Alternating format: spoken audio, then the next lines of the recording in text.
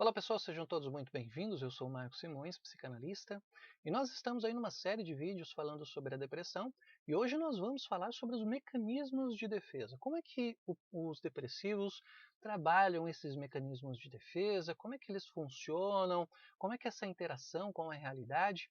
Essa é a nossa temática de hoje, ok? Vamos lá então. O primeiro ponto a falar é sobre a introjeção e o voltando-se contra o self, né? Voltando contra o self. Vamos fazer uma breve retrospectiva do que seriam esses dois mecanismos de defesa. A introjeção é absorver algo, trazer algo da realidade, do mundo externo, para si. Né? E voltando-se contra o self é direcionar algum sentimento, direcionar alguma coisa para o seu self. Quando nós falamos do depressivo, nós entendemos essa dinâmica de absorver aquilo que é ruim do mundo e direcionar aquilo que é ruim para o seu ser.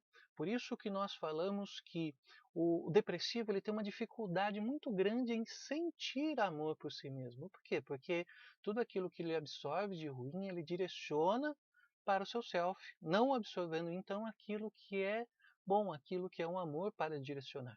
Então ele pode até introjetar um sentimento bom, mas o que na verdade ele está direcionando para o seu self, direcionando para o seu ser, é tudo aquilo que é ruim. Por isso que ele sempre se sente culpado por tudo de ruim que acontece, como se ele fosse a razão de nada funcionar. E no vídeo de ontem nós falamos sobre a pulsão, né? Ele pulsiona, ou seja, ele direciona, ele impulsiona uma energia para destruir o próprio self, no intuito de acabar com a maldade do mundo. Então, essa dinâmica entre a introjeção e voltando contra o self é que traz aí para o depressivo essa sensação de ser a culpa por tudo o que acontece. Outra coisa que nós identificamos também são as falas dos depressivos, e uma delas é esse mesmo momento de dizer que ele é uma pessoa egoísta. Né? Nesse momento ele fala assim, olha, eu sou uma pessoa muito egoísta, devo ser uma pessoa muito incapaz, devo ser uma pessoa muito ruim. Né? E muitas vezes quando nós questionamos de quem seria essa fala, o depressivo tende a falar, olha, normalmente tal pessoa falava isso para mim, normalmente os meus pais falavam, normalmente em alguma situação alguém falava dessa forma, ou estive em um local em que falaram isso, e isso não me fez bem. Então veja que o depressivo ele vem com essa fala de que ele é de fato o que é ruim no mundo. Então é muito importante entender essas falas e questionar quem será que está falando isso para você. Será que é você que está falando isso ou será que é outra pessoa que falava isso para você? De quem será essa voz? Então nós temos que questionar sempre o depressivo nesse aspecto, trabalhar esses mecanismos de defesa e questionar essas falas que o depressivo traz. Né? Um outro elemento aí é o objeto de amor. O depressivo ele tem um objeto de amor, o qual o falta muitas vezes, o qual ele absorve aquilo que é ruim, ele introjeta aquilo que é ruim, muitas vezes esse objeto de amor faz parte desse processo. Só que esse objeto não é necessariamente uma pessoa, pode ser uma imagem que o depressivo tem, pode ser aí uma situação que ele passou, então não necessariamente é uma pessoa. E o depressivo, quando ele interage com essa realidade, com esse objeto de amor, com essa situação, e tem os seus mecanismos de defesa aí atuando, ele sente uma resistência muito grande a tratar o amor sobre si mesmo. Né? Então, por isso que nós falamos que cria-se um bloqueio a sentir algo bom. Por isso que quando nós estamos aí falando com uma pessoa depressiva, nós sempre vemos essa fala, esse jeito de ser, essa postura corporal de uma pessoa que está caída, que está para baixo. Né? Por quê? Porque ela resiste em aceitar o amor da realidade, aceitar o amor das outras pessoas. Até por isso que quando outros familiares, pessoas queridas falam que amam muito, o depressivo tende a não entender esse processo. Por quê? Porque ele cria resistências, ele não está introjetando de fato o sentimento bom e direcionando para o self. O que ele absorve pode ser até um sentimento bom, mas ele não direciona para si, como se ele não merecesse. E nessa dinâmica também de não merecer, nós vemos o depressivo direcionando para outro, projetando o amor em outras pessoas, em outros objetos, Por quê? Ele não merece, mas outras pessoas merecem ser amadas muito mais do que ele, justamente por ele ser o culpado aí de tudo de ruim que acontece na realidade. Né? E muitas vezes nós vemos em relacionamentos pessoas no estado depressivo dizerem que elas que precisam mudar. Né? Às vezes crianças passam por isso.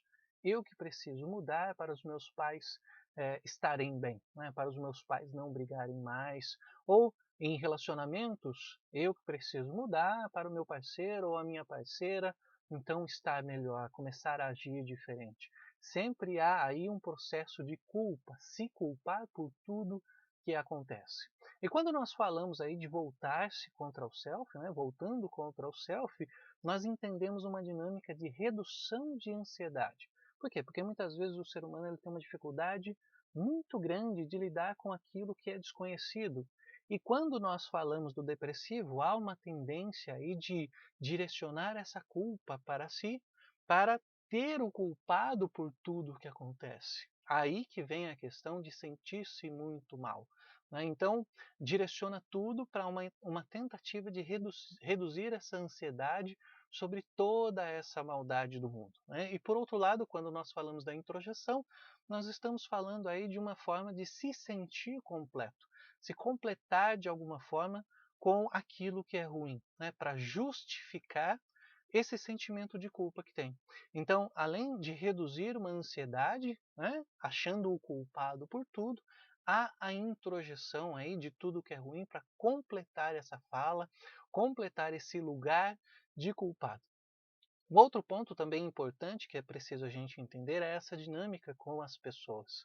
Nós podemos ter casos de pais que são muito amorosos com os filhos e os filhos quando crescem têm suas responsabilidades, ou então quando vai crescendo vai para a escola, ou mais velhos vão para o seu trabalho e eles começam a se sentir depressivos por não encontrar mais aquele amor, entrando então numa sensação de abandono. Esse abandono vai fazer com que a pessoa possa entrar aí num estado depressivo, justamente por achar que ela não merece todo aquele amor. Ela tinha um amor muito grande ali quando estava próxima de seus pais, mas estando ausente dos seus pais, ela passa então a entender que ela não merece todo esse amor que existia, justamente porque foi cortado aquele momento em que ela se sentia muito acolhida. O processo contrário também, crianças, por exemplo, que interagem aí com seus pais, claramente seus pais têm suas responsabilidades, têm suas questões para resolver e nem sempre vão estar com essa criança. Essa criança possa entender aí esse processo que ela fez alguma coisa errada, que deixou seus pais muito bravos e que seus pais foram embora, seus pais saíram dali, seus pais não querem ficar com elas. Então elas entram num estado depressivo por achar que seus pais não querem mais direcionar o amor para elas. Elas passam a ser culpadas, né? Se sentir culpadas por esse sentimento, por essa sensação ruim de não estar mais com os seus pais.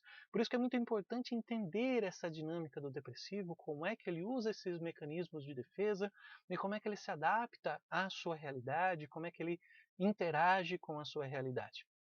Outro ponto também a ser discutido é quando os pais de fato não trazem essa sensação boa, não trazem uma interação boa com a criança e ela tem que tomar dois caminhos. O primeiro caminho é aceitar. Quando ela aceita a sua realidade, ou seja, meus pais realmente não são bons, não são aí pessoas que me amam, né? Ela vem aí num processo de incompletude, elas se sentem incompletas, vazias, e aí entra num processo de vítima, de fraca, de passiva diante da situação. É a mesma coisa com relacionamentos, né? E o outro lado aí, quando elas negam essa realidade, ou seja, quando elas não querem aceitar que aquela realidade é daquela forma, elas entram aí em uma fonte de sofrimento, porque elas passam a sofrer.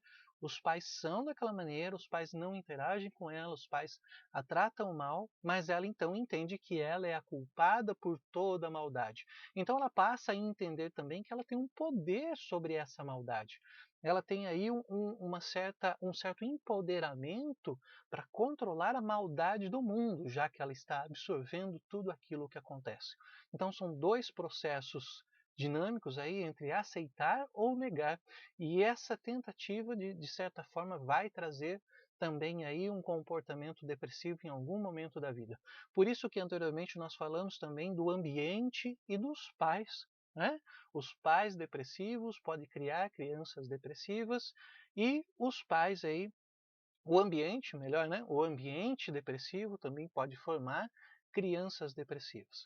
Nessa busca de quem é culpado, também faz o depressivo se colocar nessa posição, mesmo que ele não entenda por quê, mesmo que não tenha aí claro por que ele é o mal da humanidade, por que ele é o mal em tudo que acontece, né? E ele se coloca nessa posição, que é uma posição de poder, ah, do que reconhecer aí a sua impotência. Então é preferível para ele ser o culpado por tudo que acontece do que reconhecer aí que ele não tem esse poder sobre a maldade do mundo, né? Um outro mecanismo de defesa que acontece também é a idealização, mas num processo diferente do narcisismo. Por quê? Porque o depressivo ele está mais preocupado com a moral, com aquilo que é a relação com as outras pessoas, né, com a maldade do mundo, como sendo culpado por tudo que acontece, mas ele encontra figuras de idealização, como por exemplo pode ser os pais, como pode ser alguém que gosta muito, né, o depressivo gosta muito, que é muito diferente da questão do narcisista. O narcisista vai buscar mais a questão de status, de se valorizar diante das outras pessoas. O depressivo, muito pelo contrário, ele vai vir num status aí, ou melhor, numa preocupação muito grande da moral, daquilo que ele está fazendo para as outras pessoas, daquilo que ele está prejudicando as outras pessoas de acordo com a sua realidade.